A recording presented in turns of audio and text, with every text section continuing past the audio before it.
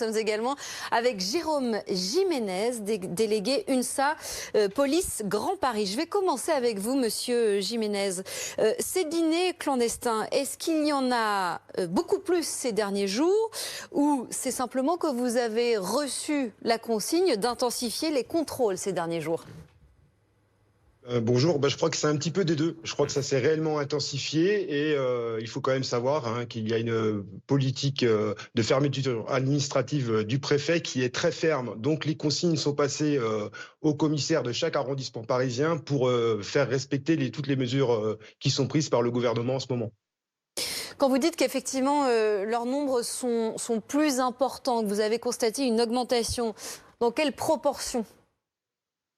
Tout simplement, avec le confinement, il y a énormément d'appels pour des tapages et les équipages qui se transportent régulièrement peuvent constater les phénomènes que l'on constate actuellement, à savoir ces dîners qui sont organisés clandestinement.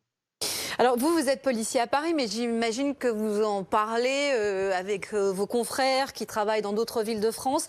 Est-ce que ces restos clandestins, en fait, ça existe partout et dans n'importe quel milieu ? Oui, je pense que ça existe partout. Maintenant, après, pour pouvoir répondre, il faut avoir les moyens de le faire.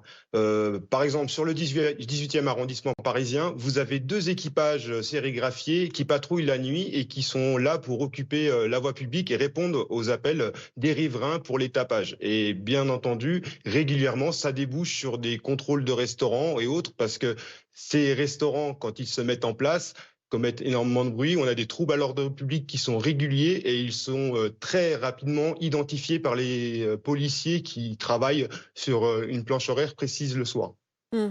Jérôme Jiménez, pour réagir à ce que disait à l'instant David Zenouda, est-ce que vous aussi vous avez le sentiment qu'on parle beaucoup depuis une semaine de ce qui représente encore un épiphénomène et que vous finalement votre problématique, votre priorité, ce sont plutôt les fêtes clandestines, que c'est un phénomène plus inquiétant, plus complexe aussi, sur lequel intervenir ? Oui, je suis assez d'accord. Ce serait pour moi tous les rassemblements de public qui nous posent problème. Je suis assez d'accord aussi avec ce que vient de dire votre invité, à savoir que c'est une infime proportion de restaurateurs qui ne respectent pas. Par contre, on peut quand même se poser une question sur les sanctions. Pourquoi ? Parce qu'il y a beaucoup de commerces qui récidivent et qui ne respectent pas les décisions de justice, même quand il y a des fermetures administratives à l'issue des enquêtes.